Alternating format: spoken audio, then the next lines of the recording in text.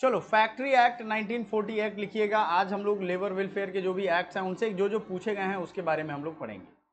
पिछले कई सारे क्लासेज हैंड रिटेन ही अभी मैं पढ़ा रहा हूँ, आपको अपने कंटेंट से मतलब है और चीज़ों को ध्यान से समझिएगा। फैक्ट्री एक्ट 19 क्या हो जाएगा, फैक्ट्री एक्ट 1948। रुक जाओ, मैं पावर पॉइंट अच्छा वाला एक ले लेता हूँ ताकि आप लोगों को बढ़िया से दिखेगा, है ना। सर आज सर जब आप इसको जब सर आप जब बल्कि पढ़ा देंगे तो सर एक टॉपिक और तो एक्चुअली मैं क्या बताना है ना बल्कि सर यार, वो आपका ट्रेड। मैं अभी जहाँ हूँ ना वहाँ एक वो मोटर बगल में पागल लोग हैं। क्या करोगे, मोटर इतना साउंड करता है इनका ना कि मुझे आपकी साउंड सुनाई नहीं दे रही, तो कृपया इंतजार करिए ताकि ये जो साउंड है वो थोड़ा कम हो, तो फिर हम सर मैं कल एक और क्या कहता सर उसमें था कुछ बी समझ टू में एम नहीं एस आ सी रहा टू है एम आप एस क्या बोल रहे हैं। सर मैं बोलो जैसे सर आपका जो आपके ट्रेड यूनियन जैसे नहीं होते हैं, जैसे हाँ वही आपका सारा ऑल इंडिया बताने ट्रेड वाला हूँ, लिखिए यूनियन। नोट करिए। अभी मैं शेयर कर रहा हूँ, अभी मैं आपको शेयर कर रहा हूँ पावर पॉइंट, आप नोट करते चलिएगा, ठीक है। क्लियर है, बेवकूफ़ लोग इतने हैं क्या बताऊँ मैं। Yes sir, clear sir, visible. ठीक है ना, यहाँ से शुरू करिए फैक्ट्री एक्ट के इंपॉर्टेंट पॉइंट्स। फैक्ट्री एक्ट कब आया था, 1948 में। सारा पॉइंट तो जरूरी नहीं है आपके लिए, अदरवाइज जब भारत सरकार का डॉक्यूमेंट उठाओगे तो उसमें 1000 लाइन लिखा हुआ है, तो वो सारा तो रट के थोड़ी जाओगे आप एग्जाम में। तो भाई फैक्ट्री में क्या होता है, फैक्ट्री में आप ज़्यादातर देखोगे, थोड़ी सी भी अगर आप सोचोगे दिमाग लगाओगे तो मैन्युफैक्चरिंग होता है। तो मैंने सही लिखा मैन्युफैक्चरिंग प्रोसेस। तो मैन्युफैक्चरिंग प्रोसेस होता है कहाँ, फैक्ट्री में। तो जाहिर सी बात है इसी से रिलेटेड नियम कानून होगा। तो ये फैक्ट्री में किस चीज़ का क्या नियम होगा इसको समझना पड़ेगा। मैन्युफैक्चरिंग प्रोसेस होता है किसमें, फैक्ट्री में। अब इसमें ornamentation, altering, packaging, oiling, washing, cleaning, ये सब फैक्ट्री का काम आता है। आर्टिकल और सब्सटेंस को कुछ बदलते हैं, जैसे मान लो आपने लोहा दे दिया, वो रॉड उन्होंने बना दिया तो फैक्ट्री है। आपने कपड़ा दे दिया, वो धो दिया उन्होंने, तो वॉशिंग भी फैक्ट्री में ही आता है। तो ये समझ में आना, डिलीवरी भी करते हैं कुछ लोग सामान की, तो वो भी फैक्ट्री में ही जाता है, और वहाँ स्टोर हाउस भी कहें, फैक्ट्री कहें, जो कहें। ये याद रखना, कुछ भी पावर का यूज करके, दो चीज ध्यान रखिएगा, फैक्ट्री कहेंगे किसको, एक होता है विथ पावर यानी इलेक्ट्रिसिटी, और एक होगा फैक्ट्री विदाउट पावर। लिखिएगा ऐसा ही डायग्राम बना करके, बड़ा मजेदार रहने वाला है, आपको सीखने से मतलब है, ठीक है कि नहीं। कॉन्सेप्ट समझ जाओगे ना, क्वेश्चन बन जाएगा। पावर एंड विदाउट पावर, जो पावर वाला फैक्ट्री होगा उसमें क्या क्राइटेरिया है, यानी गवर्नमेंट क्या मानती है और हम क्या उसके हिसाब से सोचते हैं, दोनों चीज हमें देखना है। समझिएगा इसको, ध्यान से समझिएगा, आपको पता चले। जिसमें पावर है, ठीक है, पिछले 12 महीनों, प्रीसीडिंग 12 मंथ्स, तो हम लिख दें 12 मंथ्स प्रीसीडिंग, समझ जाओगे आप, यस सर। मतलब पिछले 12 महीने में।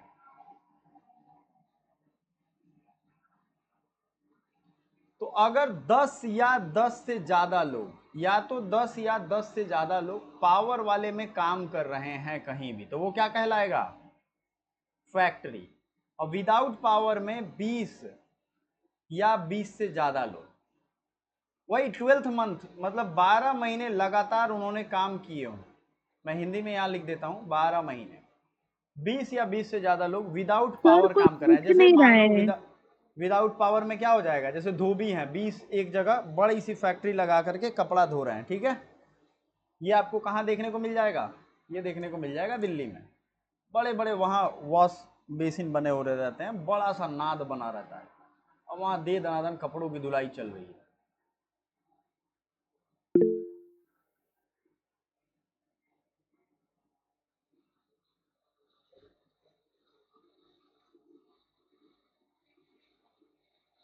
प्लीज लिख लीजिएगा, ये फैक्ट्री की फॉर्मूला है। कुछ लोग ज्वाइन नहीं कर पा रहे हैं, फिर बाद में बोलेंगे कि सर ये हो गया, ओ सॉरी यार, मैंने मिटा दिया इसको। कि कुछ लोग टाइम से ज्वाइन नहीं करेंगे, उसके बाद चिल्लाएंगे। अब बताओ इनकी क्या ही करूँ मैं, यही सर दिक्कत वाली बात है ना, पूरा लिख लो। सर कुछ दिख नहीं रहा है, आप टाइप कर देंगे सर। क्या कह रहे हो? मैं ये बोल रही हूँ कुछ दिख ही नहीं रहा है, आप क्या लिख रहे हैं, कुछ समझ अभी ही नहीं आ रहा स्क्रीन है दिख नहीं रहा सर। है क्या? हाँ, स्क्रीन नहीं दिख रहा है? स्क्रीन दिख रहा है बट जो आप लिख रहे हैं ना वो नहीं, टेक्स्ट नहीं दिख रहा है। नहीं, वो अभी इसमें नहीं दिख क्लिक रहा। टू ऐड टाइटल, अरे अभी वो हट गया बस है वो। स्लाइड ही दिखा रहा है, खाली स्लाइड ही बस दिखा रहा है। आपकी साउंड समझ में नहीं आ रही है बड़ी। अभी मैं फिर से लिख सर रहा हूँ, मैं वो जो बोल रही लिखा हूँ था सिर्फ मैंने मुझे मिटक गया खाली है। स्लाइड दिख रहा है, कोई टेक्स्ट नहीं दिख रहा है जो भी आप लिख रहे अरे हैं तो जो सर। मैंने लिखा था वो मिटक गया है, सुना करो आप लोग, समझो ध्यान से। इट इरेज्ड, तो कहां से दिखेगा आपको? टाइम से क्लास ज्वाइन करना नहीं है, कुछ लोगों को डिस्टर्ब कर दिए क्लास। आपके लिए आपको दिक्कत हो गई कि नहीं? ये निकिता है, इनको क्लास टाइम से ज्वाइन करना चाहिए था। छोड़िए, आगे बढ़ते हैं। सीरियस स्टूडेंट होंगे उनको, अभी सब लिखा था मैंने गड़बड़ कर दिया। तो जो पावर वाले होंगे उनमें 10 पीपल या 10 से ज़्यादा, उसको मैन्युफैक्चरिंग में करेंगे। विदाउट पावर में कितना हो जाएगा? 20, और 20 से ज़्यादा। ठीक है, हो गया क्लियर? Yes sir. हाँ, ये चीज़ समझ लो आप।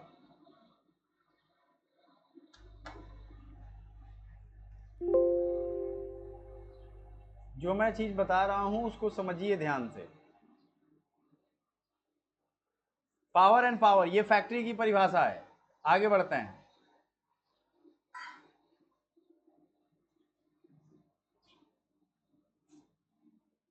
सुनो ना, एक तो ही इसका साउंड आ रहा है कितना है।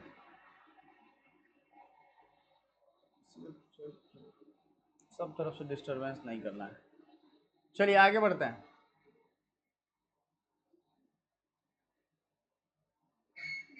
हम बढ़ते हैं आगे। पावर एंड विदाउट पावर हो गया, ये कहानी आपका हो गया। ऑक्यूपायर कौन सा होता है? जो फैक्ट्री में अल्टीमेट कंट्रोल होता है, ये सब होता है। अब कुछ इसमें इंस्पेक्टर के लिए कौन सा आर्टिकल है याद रखिएगा। इंस्पेक्टर इंस्पेक्शन करता है, स्टेट गवर्नमेंट अपॉइंट करती है फैक्ट्री में इंस्पेक्टर। ठीक है, मैं लिख रहा हूँ, नोट करिएगा इसको।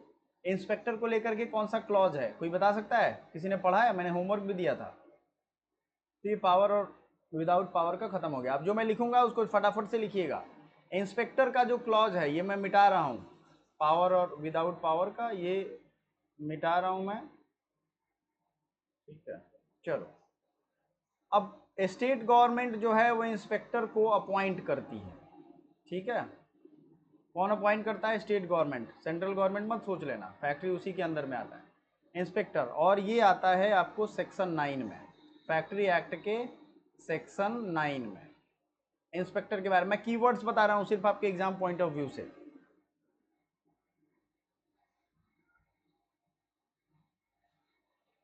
ठीक है, अब इसमें से ये चूंकि इंस्पेक्टर के बारे में बार बार पूछा जाता है, एक ऑक्यूपायर होता है, यानी जो फैक्ट्री लगा रहा है।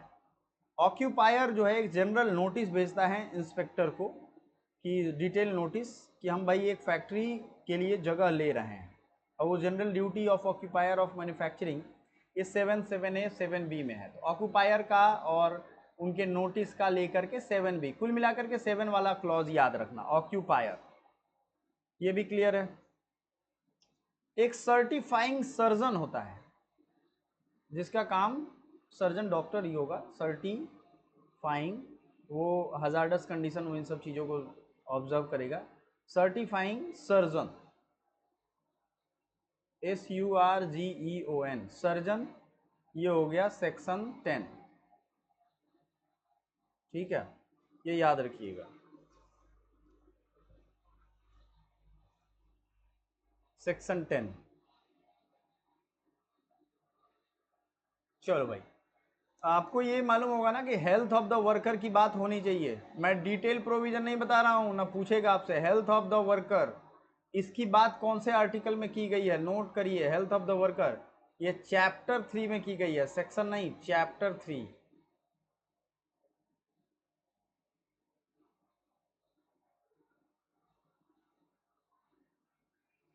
ठीक है, हेल्थ का हो गया, ये नोट करो आपको। अरे भाई भाई क्या हो गया ये?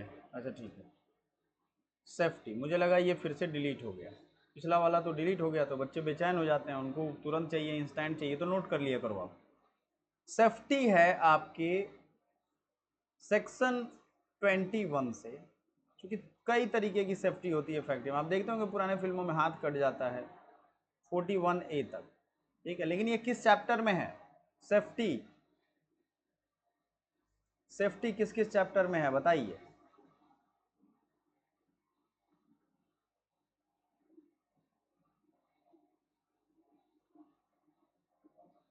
तो ये तो सेक्शन हो गया, लेकिन चैप्टर अगर हम बात करें इसी सेफ्टी का, तो वो चैप्टर हो जाएगा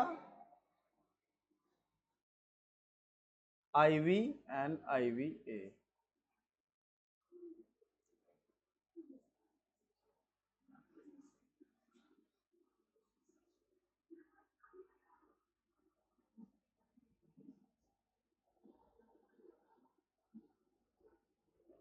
ठीक है,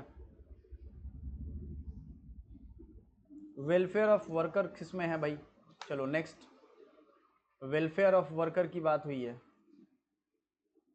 दिख रहा है आपको? आशुतोष नोट करो, yes welfare yes of sir, yes worker sir. जो है ये है आपके चैप्टर 5 में। अब अलग अलग चैप्टर पूछ लिए जाते हैं कभी कभार मैच करने के लिए, और सेक्शन अगर देखोगे तो 42 से 50 है, सेक्शन कहाँ से कहाँ हो जाएगा 42 इतने गंवार लोग हैं ना कि क्या बताऊँ, मोटर ख़राब है इनका बगल वाले का, लेकिन इनके मोटर में 500 रुपया हैंड पंप वो सॉरी 500 रुपया लगेगा तो लगवाएंगे नहीं, स्टैंडर्ड ऑफ लिविंग बदलेंगे नहीं और बातें करेंगे बड़े बड़े, क्या करोगे यार। अभी ये स्टूडियो जो हमारा है वो अंडर कंस्ट्रक्शन, मैंने उसमें कुछ काम करवाना था तो वही काम करवा रहा हूँ, तो इस वजह से थोड़ा रिप्लेस हो गया है जगह, कोई नहीं, हम होंगे कामयाब रोज़ रोज़।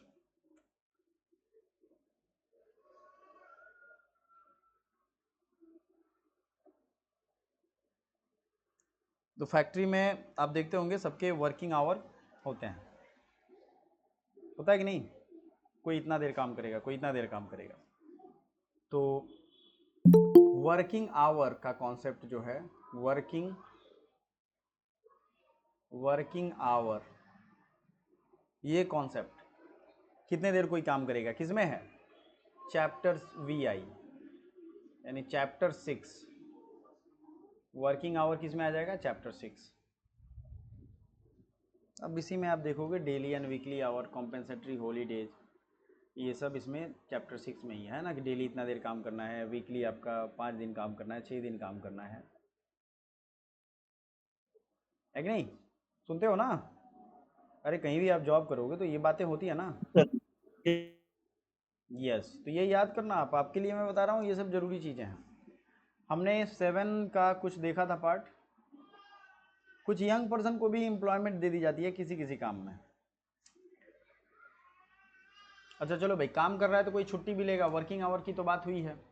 तो यंग पर्सन के एम्प्लॉयमेंट की अगर हम बात करें, यंग यानी कि यंग पर्सन अगर होगा 15-16 साल के, यंग पर्सन एम्प्लॉयमेंट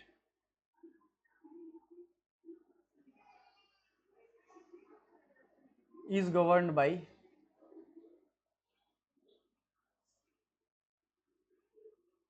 सेक्शन, लिख लो 67 से, section 67 to 77 and chapter VII, और चैप्टर कौन सा हो जाएगा? लिख दूं, चैप्टर दिख रहा है ना, चैप्टर VII। अब आ जाते हैं एनुअल लीव एंड वेजेस। तो एनुअल लीव, छुट्टी कितने दिन में मिलनी है सर साल भर में? एनुअल लीव चैप्टर VII,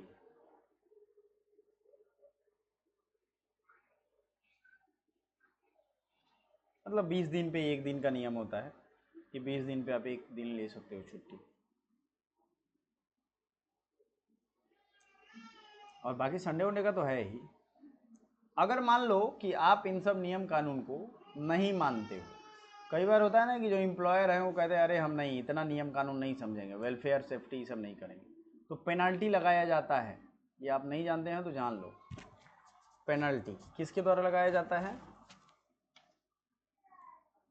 तो ये पेनल्टी का चैप्टर कौन सा है?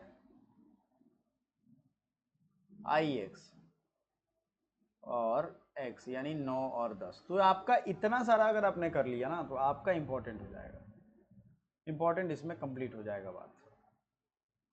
कोई जॉब करता होगा तो वो ग्रेचुइटी की बात समझता होगा। ग्रेचुइटी एक बार एक्चुअली पूछा गया था, तो इसलिए पेमेंट ऑफ ग्रेचुइटी ये एक्ट के 2-4 ये sir point. 5 years sir gratuity में सर ये लॉस है कि जब आपका 5 ईयर्स का जब आपका कहीं पर कंप्लीट हो जाता है प्राइवेट सेक्टर में, तो फिर उसके बाद आप ग्रेजुएटी के लिए हर ये जगह एप्लीकेबल हो प्राइवेट जाते हैं। गवर्नमेंट सब में है, ग्रेचुइटी सबको मिलता है।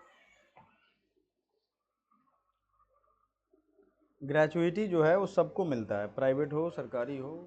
नहीं सर, लेकिन जैसे सर कोई 1 साल या फिर आपका 2 साल काम किया तो उसमें नहीं मिलता, मतलब आपका मतलब मिनिमम कम हाँ से कम हाँ, आपका 5 फाइव साल ईयर्स से चाहिए, ज्यादा 5 होना साल, चाहिए। हर 5 साल पे आपको ग्रेचुइटी देना है। तो ग्रेचुइटी का एक्ट कौन सा है? पेमेंट ऑफ ग्रेचुइटी एक्ट कब आया था? सर 1972। 72 में। ये वही लागू होगा जहाँ 10 या 10 से ज़्यादा लोग काम करते हो पिछले 12 महीने में, ठीक है। अब उसने जो है कंप्लीटिंग ईयर ऑफ सर्विस, यानी कि हर साल का काउंट होगा, एक एक साल का। मान लो जुलाई में ज्वाइन किया है तो 5 साल के बाद जुलाई में ही कंसिडर किया जाएगा।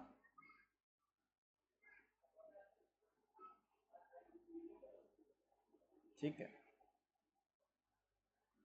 लगातार काम किया हो, बीमार हो, एक्सीडेंट हो गया तो इन सब में तो होगा ही, कहीं अपने ड्यूटी से गायब नहीं हुआ हो, ये सब चीज़ यहाँ देखा जाता है। लेकिन इसमें जो ज़रूरी बात है वो ये है कि आपको मैं समझा देता हूँ। An employee shall be deemed to be in continuous service under the employer. कोई आदमी जहाँ काम कर रहा है तो उसमें क्या क्राइटेरिया, वो कितने दिन काम कर रहा है, तो ये कंसीडर किए जाएंगे। अभी रुक जाइए, अभी मैं क्लास में हूँ, दूसरा क्लास ले रहा हूँ, तो आपको जब मैं भेजूंगा आपको कोड तो बताऊंगा, ठीक है। तो 190 दिन याद रखिएगा अगर ज़मीन के अंदर काम कर रहे हैं, जैसे माइंस में, तो कंटिन्यूअस सर्विस किसको मानेंगे? इसमें एक कंटिन्यूअस सर्विस का कॉन्सेप्ट है। मान लो आपने ज्वाइन किया, 2 महीने में छोड़ दिया। आप देखते हो बैंक में 6 महीने का प्रोबेशन पीरियड होता है कि नहीं? तो पहले तो याद रखो पेमेंट ऑफ ग्रेचुइटी एक्ट, इससे क्वेश्चन पूछा गया है, मैंने कई एग्जाम में देख लिया है। Payment of gratuity act 1972। तो पहला तो कंटिन्यूएशन ऑफ सर्विस इसमें बड़ा मायने रखता है, क्योंकि एम्प्लॉयर चाहता नहीं है देना कंटिन्यूएशन ऑफ सर्विस।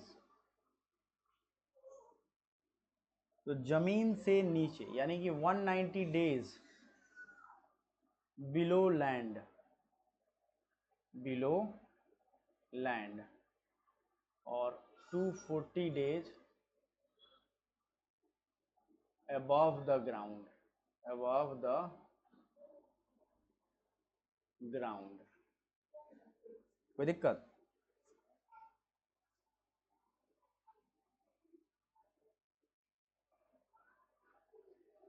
ठीक है।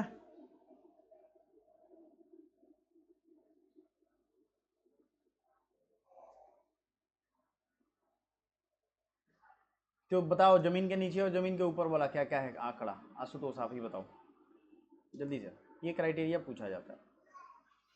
मान लो सर कोई ये चीज। आपका मतलब 190 डेज आपका सर, मतलब आपका जो है जमीन के नीचे का जो बिलो वाला जो है, हम्म मतलब बिलो 190 डेज आपका। हाँ फिक्स्ड कॉन्ट्रैक्ट, ये सब होना चाहिए। कुछ और चीज़ें मैं इसमें आपको लिखवा दे रहा हूँ, सुपर इनोवेशन वगैरह। अच्छा, जो ग्रेचुइटी का अगर कितना भी ज़्यादा देना हो तो 10 लाख से ज़्यादा नहीं हो सकता है, ये एक नियम है। ग्रेचुइटी कितना से कितना ज़्यादा हो सकता है? 10 लाख से ज्यादा नहीं हो सकता है। 10 लाख से ज़्यादा नहीं हो सकता। लेकिन सर शायद तक मैंने मतलब कल कहीं तो मैंने एक्ट तक स्लाइड शेयर में देखा था कि मतलब उसमें शायद तक आपका उसको इवेंट करके 20 लाख कर दिया गया है, कि 20 लाख से ज्यादा नहीं मतलब आपका हो ग्रेचुइटी का सकता है। बढ़ा दिया गया, रुको मैं देख लूँ एक सेकंड। एक बार देख लीजिएगा सर। यस अभी मैं देख लेता हूँ, ऐसे बोलोगे तो अपडेट कर लिया जाएगा। सर, मेरे एक कजन है, हाल ही में वो रिटायर हुआ है, मतलब कजन के मतलब जो फादर ग्रेचुइटी हैं तब रिटायर। पेमेंट। सर मेरे जो कजन के फादर हैं, मतलब सिंगरौली जो आपका है ना, सिंगरौली में एनटीपीसी से, मैं हम्म उस दिन वहीं गया था सर, तो वो रिटायर हम्म। हुए हैं, तो सर उनको 20 लाख ग्रेचुइटी मिला था करके नहीं तो सब वो मिला बता होगा रहे थे उनको। खुद। हाँ यार, मैक्सिमम लिमिट तो 20 लाख दिखा रहा है।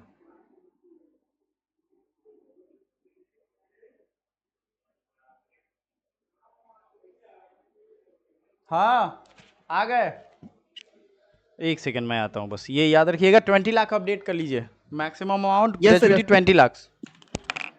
Yes sir, yes sir.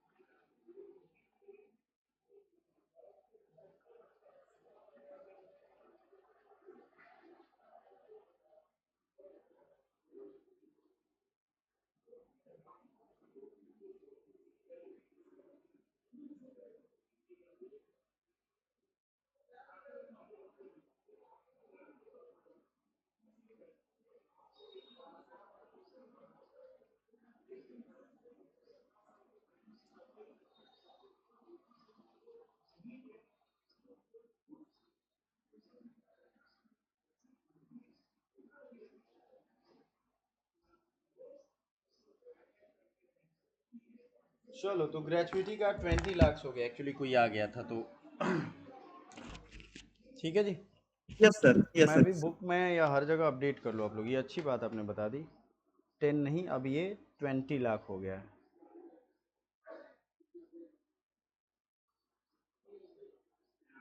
चलो अच्छा है, समय के साथ ये भी बढ़ना चाहिए। सर मुझे भी सर मतलब ये बात पता नहीं था, जब मैं उस दिन वहाँ गया था, उनके मतलब फेयरवेल था, वही मतलब सिंगरौली में जो गया था जिनके घर, मतलब वो रिटायर हुए थे, तो हम लोग उनको बधाई देने गए थे, तो खुद ही बताया कि बोले कि 20 लाख ग्रेजुइटी मतलब अपडेट हो गया है करके, तो मेरे को वहीं से चलो पता ये चला। ठीक है, ये ठीक है। आगे बढ़े, हमारा काम है, हम आगे बढ़ते हैं, ठीक है। अपडेट ये आपकी चीज़ें हैं। अब इसमें देखो साल कैसे काउंट करना है, इसमें लीव का क्या है, ये सब आपके काम का है नहीं।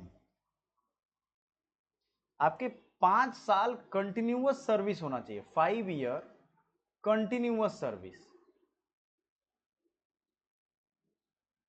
अब जैसे इसमें मान लो आपने 3 महीने की छुट्टी ले ली किसी काम के लिए, एजुकेशन लीव ले लिया, तो मिलेगा कि नहीं?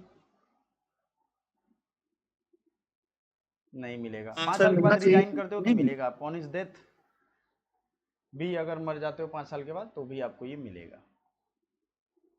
अच्छा एक और चीज़ है इसमें, ग्रेचुइटी जो है, ये ग्रेचुइटी शुड बी पेड, ये लिख लेना, शुड बी पेड, पहले मैं लिख देता हूँ, should be paid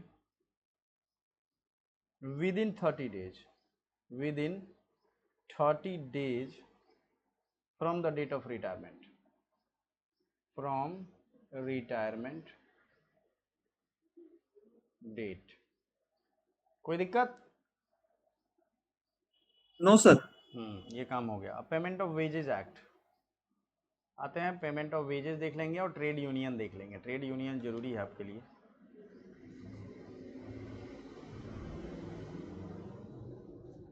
payment of wages यानी जो लोग पेमेंट करते हैं, वेज यानी मजदूरी।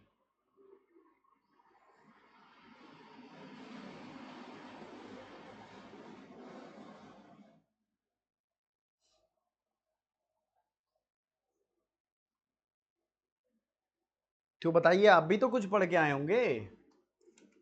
Yes sir, payment of wages में सर मतलब करके कि सर उनका जो मतलब आपका मतलब जो आपका डेज है, जैसे मतलब जो आपका मंथ एंड है, तो उसमें उनका मतलब पेमेंट एकदम वो रहता है करके, मतलब करना रहता है क्या, यही वाला है सर? जैसे मेरे को अभी इंडस्ट्री में सर जितना मेरे को याद आ रहा है सर, आप मतलब जो इतना मेरे को जल्दी चीजें जल्दी मतलब जैसे माइंड में है। बोलते हैं ना, तो मतलब ये मतलब वो ऐसा, ये सब हटा दीजिए, इंटरव्यू में दिक्कत होगा। थोड़ा सा धीरे ही बोलिए, लेकिन सिर्फ जो यस कंटेंट है सर। वही बोलिए। क्या बोलना चाहते हैं बोलिए। सर जैसे ना जहाँ 500 आपके जहाँ पास वर्कर्स रहते हैं, वहाँ पास 500 वर्कर्स पे एक लेबर वेलफेयर ऑफिसर आपका रहता है सर, ये मेरे को याद है। हम्म, और मतलब किसी सर तक सेक्शन अगर में कहा गया था कि वहाँ पर मतलब 500 से जा हैं तो कितने दिन के अंदर सैलरी दे देनी है? और 500 से 30 ज़्यादा यानी डेज 1000 वर्कर हैं तब कितने दिन में, ये आपको बताना है। सर। 30 मतलब सर जितना सर मिनिमम सर डेज का पीरियड होगा उसमें, मतलब आपका 30 डेज तो ही रहता है जहाँ तक जान रहा हूँ। चलो समझ लो, आपका अगर इस्टेब्लिशमेंट में यानी जहाँ आप काम कर रहे हो, यस सर। अगर 1,000 लोगों से कम है या 1,000 तक है, तो 7 दिन के अंदर, यानी महीना जब खत्म हो रहा है, मान लो 30 को खत्म हो रहा है, तो 7 तारीख तक आपका पेमेंट आ जाना चाहिए। और यहाँ 1,000 से ज़्यादा है लोग, ठीक है, वहाँ पे कितना होना चाहिए? सोचो सोचो। जहाँ पे भी 1,000 से ज़्यादा लोग हैं, वहाँ पे क्या होना चाहिए सिनेरियो? 10 तारीख। लिखो ये रूल। पेमेंट ऑफ वेजेस में क्या होगा? जो भी एम्प्लॉई 18,000 रुपये तक वाले हैं उन पे ये लागू होता है, ये तो नियम है, चलो ठीक है। लेकिन आपकी सैलरी कितने दिन में आ जानी चाहिए? अगर मान लो किसी कारण से सैलरी अगर लेट हो रहा है तो लिख के देते हैं ना वो लोग। Yes sir, yes sir. हाँ, एंड सर इसमें एक एक्ट में तक मैंने ये पढ़ा था कहीं कि मतलब आपका अगर सैलरी किसी की 24,000 से कम है तो उसका वो बनता है आपका हेल्थ कार्ड, ESI सर, उसका फुल फॉर्म याद नहीं आ रहा है, मतलब ऐसी कुछ था ये आपका, मतलब ESI है जो हेल्थ कार्ड है वो बनता है जिनकी सैलरी 22,000 से कम है करके। हम्म,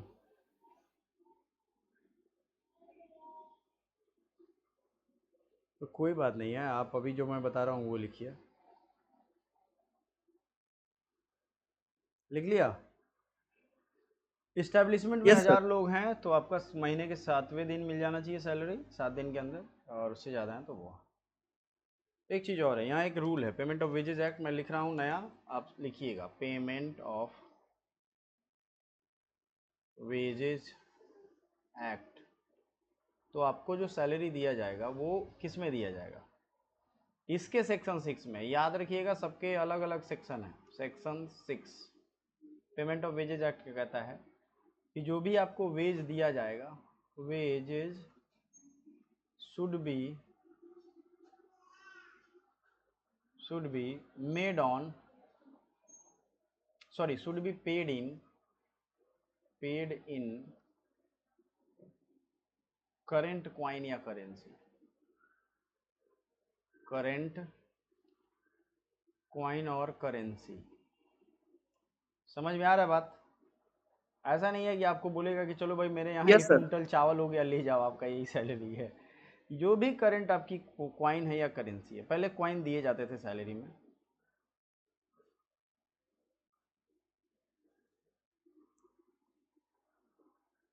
अब इसमें डिडक्शंस का कॉन्सेप्ट है कि सेक्शन 7 याद रखिएगा। सेक्शन 7 ये कहता है कि आपका जो डिडक्शन होगा ना, वो टोटल का सैलरी का 75% से ज़्यादा नहीं हो सकता है।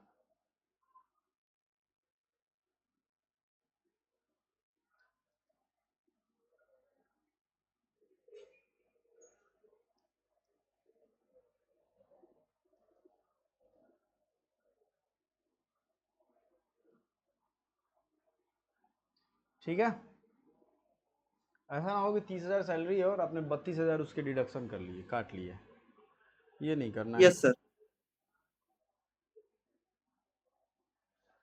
75%, 30,000 का 75 कितना हो, 22,000 हुआ, तो उतना आप डिडक्ट कर सकते हो। मान लो किसी कारण की वजह से वो नहीं आ रहा है बंदा, या कुछ उसको प्रॉब्लम हो गई, तो ये आप कर सकते हो।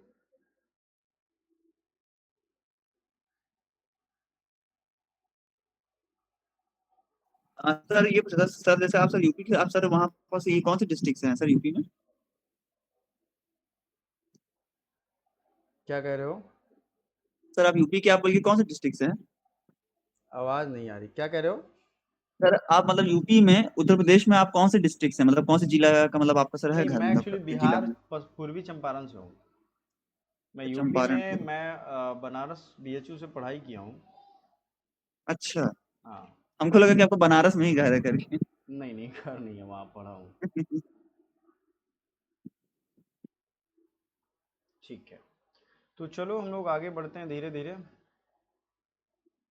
हमारा जो टारगेट होगा वो होगा, अब ये तो हो गया सेक्शन। अब देखो इसमें भी आपके जो हैं फाइन वगैरह का कॉन्सेप्ट है।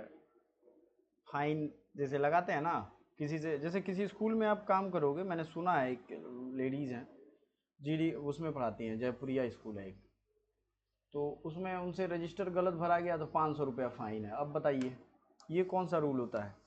तो जो ये फ़ाइन लगाते हैं उनको शायद ये रूल पता नहीं होता है। अगर सैलरी ही उनकी 15,000 है, 3% से ज़्यादा फ़ाइन नहीं लगा सकता है। अब ऐसा नहीं कि 15,000 सैलरी है और 3% कितना हुआ, 450 रुपया, है कि नहीं? उससे ज़्यादा वो फ़ाइन यस क्यों सर, लगा यस रहा सर। है? तो maximum sir this amount is of called harassment, this is called harassment. अब हैरेसमेंट। सोचो आप वो पैसा देती हैं उनको 12,000, उन्होंने मुझसे कहा तो हमने कहा ये सब तो गलत है भाई। एम्प्लॉय काम कर रहा है, आप उसका पैसा ही काट लोगे तब तो एक बहाना है आपके पास। तब तो या तो आप पेंसिल से लिखा करो उस पर, है कि नहीं? एक एग्जाम्पल जब दे रहा हूँ, तो ये सब नियम है, ये नियम उनको पढ़ा दिया जाए तो दिमाग ठिकाने आ जाए उनका। या अगर वो लेबर वेलफेयर ऑफिसर हर डिस्ट्रिक्ट में होते हैं, अगर वो कंप्लेन कर दें तो मुसीबत हो जाएगी ना, इसी के लिए तो होते हैं वो। Yes sir, yes sir. 15 साल से किसी कम के बच्चे को लिखना चाहते तो लिख लो, डिडक्शन एंड फाइन वाला कॉन्सेप्ट इसमें है ही है। 15 साल से किसी कम के बच्चों को फाइन नहीं लगाया जाएगा। No fine can be imposed on a person who is below 15 year of age. ठीक है, फाइन आप 90 डेज के बाद में नहीं लोगे और इंस्टॉलमेंट में रिकवर आपको नहीं करना है।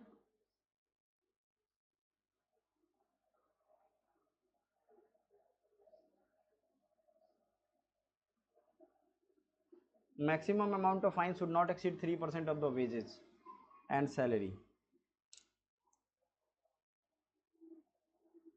अच्छा, आपको आपने कभी ये सोचा है कि सैलरी महीने महीने ही क्यों दी जाती है, 2-3 महीने पे क्यों नहीं दी जाती है? क्योंकि यही नियम बनाया गया है कि जो नो वेज पीरियड शैल एक्सीड 1 मंथ।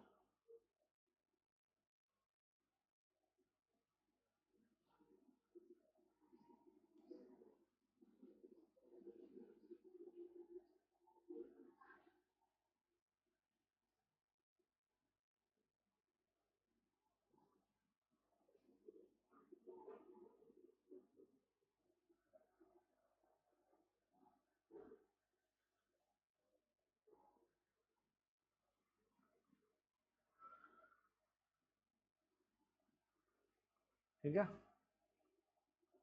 ये याद रखिएगा। Yes sir. 1000 वाला क्राइटेरिया समझ गए हो आप लोग? ठीक है, मैक्सिमम चीज़ें इसमें हो गई हैं। जो फाइन लिया जाएगा वो रजिस्टर में लिखा जाएगा, ये सब तो कॉमन चीज़ें हैं, तो ऑफिस के काम में सब चीज़ लिखते ही हैं रजिस्टर में। पेमेंट ऑफ बोनस एक्ट के बारे में आपका क्या ख्याल है? बोनस मिलना चाहिए नहीं मिलना चाहिए? ये ज़्यादा पॉपुलर नहीं है, ठीक है, तो इससे सवाल आने की संभावना कम है। ट्रेड यूनियन बड़ी पूछा जाता है, बोनस हर जगह है भी नहीं, है कि नहीं? Yes sir. Trade union act कितना है, कितने साल में आया है भाई? ये आपका आखिरी होगा और बड़ी इंपॉर्टेंट होगा।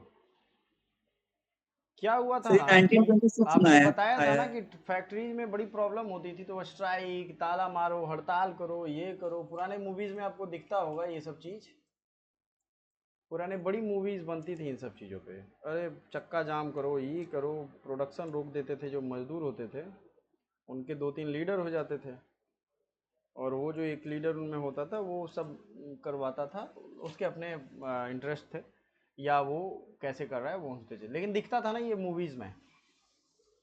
तो यहाँ ट्रेड यूनियन को पहली बात तो रजिस्ट्रेशन करने की बात की गई है कि ऐसे ही कोई आकर के हल्ला बोल नहीं कर सकता है, रजिस्ट्रेशन कराने की बात हुई। तो ट्रेड का डिस्प्यूट किसके किसके बारे में किसके किसके बीच में हो सकता है, आप ही सोच के देखो। ट्रेड यूनियन है या मजदूर कहीं काम कर रहे हैं, सीधा सोचो। सर मैनेजमेंट और सर अगर सर मतलब एम्प्लॉयज के बीच में कंफ्लिक्ट होगा तो फिर ट्रेड यूनियन तो का एक वर्क तो करेगा। Employer and workman, employer workman के बीच में हो सकता है, ये थोड़ा क्लियर कर लीजिए किसके किसके बीच में हो सकता है। एम्प्लॉयर एंड एम्प्लॉयर के बीच में ही हो सकता है, एम्प्लॉयर और एम्प्लॉयर के बीच में। जैसे कभी कभी आप सुनते होंगे वो सर को सब लोग चाहने लगते हैं तो वो धरना करवा देते हैं। वर्कमैन और यस सर। वर्कमैन के बीच में ही हो गया कहानी, वर्कमैन वर्कमैन के बीच में। मतलब कुछ इस गुट में आ गए, कुछ उस गुट में। कुछ कह रहे हैं कैंटीन खुलना चाहिए सुबह 6 बजे, कुछ कह रहे हैं नहीं 8 बजे ठीक है कि नहीं? Yes sir. कुछ बातें समझ में आ रही हैं? तो इनके यस सर, इनके यस सर। बीच में हो सकता है। अब ये बात जो होगी वो एम्प्लॉयमेंट से जुड़ा हुआ ही होना चाहिए। ऐसा नहीं कि किसी के घर पे गैस खत्म हो गया तो उस वजह से यहाँ लड़ाई चल रही है, ये नहीं करेंगे। Is it clear? Yes. Workman yes sir. Means all persons employed in trade और इंडस्ट्री। जहाँ भी ट्रेड इंडस्ट्री है वहीं पे जो काम कर रहा है, ऐसा नहीं कि कोई बाहर का व्यक्ति ये वर्कमैन कहलाएगा।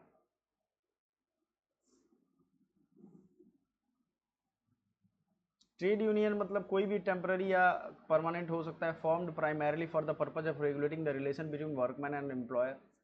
ट्रेड यूनियन आया कहाँ से, पहले तो ये कुछ सोच समझ है आपको?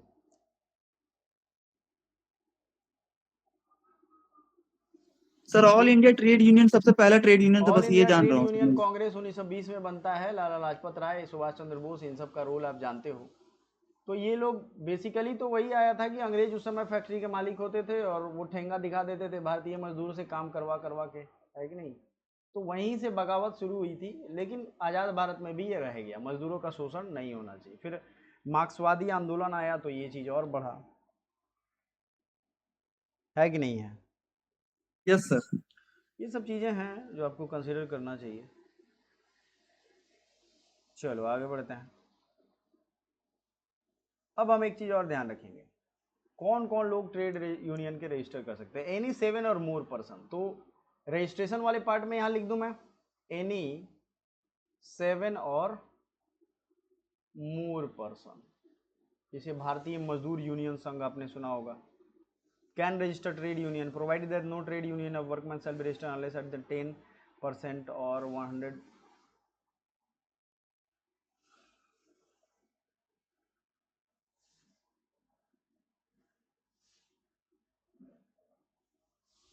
7 और मोर मेंबर रजिस्ट्रेशन करवा सकते हैं, कैन रजिस्टर।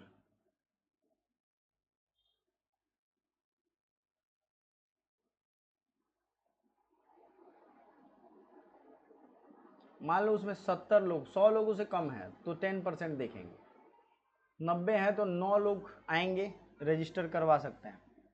और अगर 200 लोग हैं तो उसमें एटलीस्ट 100 लोग ट्राई करेंगे। समझ में आया? तभी रजिस्टर होगा, ये अलग से नियम है। Yes sir.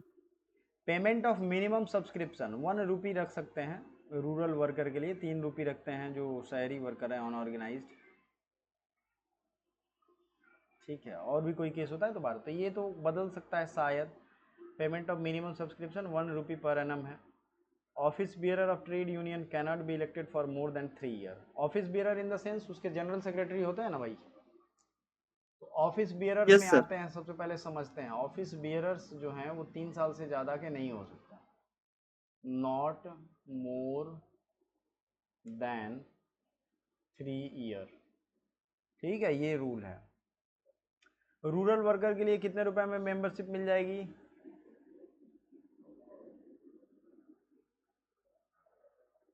अच्छा, एज का क्राइटेरिया है इसमें। एनी मेंबर जिसकी एज 15 या उससे एबव है, सॉरी ये उल्टा होगा, 15 ईयर से एबव है वही can become member of trade union. ऐसा नहीं कि 14 साल का है उसको समझ ही नहीं हो।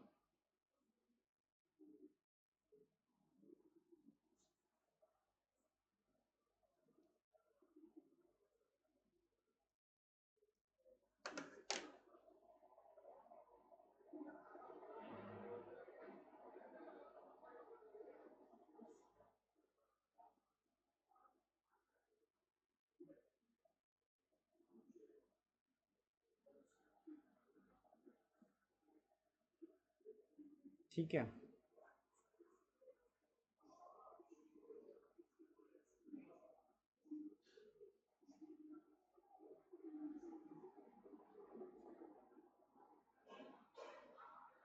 चलो इसमें मेन जो चीज़ें थी, 15 साल एज का क्राइटेरिया, 7 से ज़्यादा लोग रजिस्टर कर सकते हैं, 3 साल से ज़्यादा कोई ऑफिस में नहीं रह सकता है।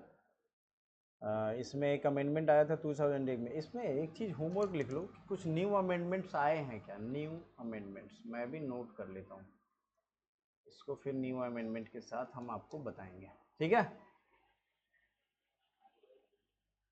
Yes sir.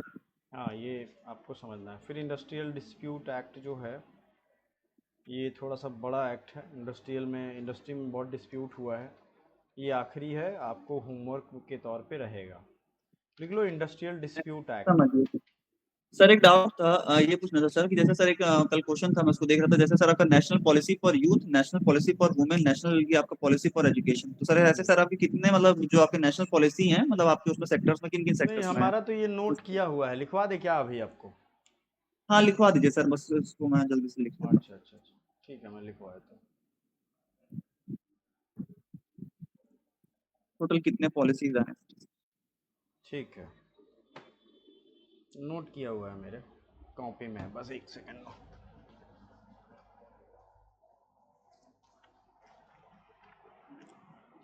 पूछा जाता है ये वीमेन के कॉन्फ्रेंस कौन कौन से हुए हैं, ये भी पूछा जाता है।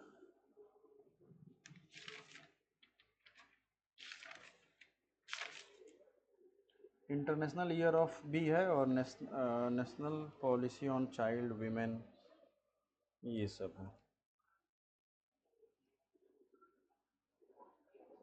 अच्छा, ये सब आपने लिखा है? चिल्ड्रन एक्ट कब आया था? बेगरी एक्ट 1945, एबोलिशन ऑफ सती। ये सर, ये सब मैंने सर लिखा है सर, बेकरी एक्ट लिखा है, चिल्ड्रन ठीक है, एक्ट लिखा है, लेकिन बस जैसे सर ये आपके जो पॉलिसीज आए थे ना, मतलब कि नेशनल पॉलिसी फॉर यूथ या नेशनल पॉलिसी फॉर वुमेन, और वो सर आपकी मतलब कौन सी मिनिस्ट्री बनाई थी सर, ये सबसे बड़ा सर, स्टैटिस्टिकल मिनिस्ट्री हो गई ये सब सर, वो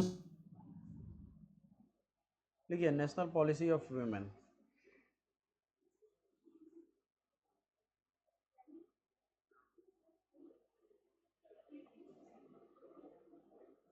ये एम्पावरमेंट ऑफ वीमेन 2001 में आया था, और इसका रिवाइज्ड ड्राफ्ट जो है वो 2016 में आया है, 2016 में।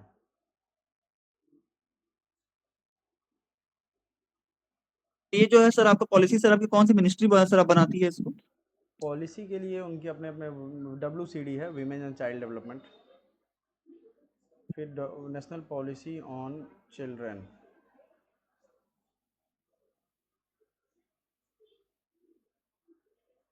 Yes, 1974 का है, रिवाइज्ड 2013 में हुआ है, दोनों लिखिएगा। इसमें चाइल्ड का नेशनल डेफिनेशन पॉलिसी 18 ऑफ साल से कम चिल्ड्रन, वाले को किया गया। सर ये नेशनल दोनों पॉलिसी फॉर चिल्ड्रन सर आपका पहली बार कब आया था सर? पहली बार आया था 1974, 1974। फोर, एंड सर रिवाइज हुआ है सर ये कब? क्या कह रहे हैं? सर आपने कहा रिवाइज्ड कहा था इसको, फिर उसके बाद रिवाइज आया 1974 में, तो रिवाइज्ड 2013 कब में, हुआ है? 2013 में। 13 में। अगर मान लीजिए सर एग्जाम में आता, जैसा अगर आपका ऑप्शन दोनों देगा तो याद मतलब, रखिए, या फिर दोनों अगर आपका ऑप्शन रिसेंट नहीं दे, रिवाइज्ड एडिशन भी पूछ दे कहीं। दोनों। National national policy on youth, yes sir.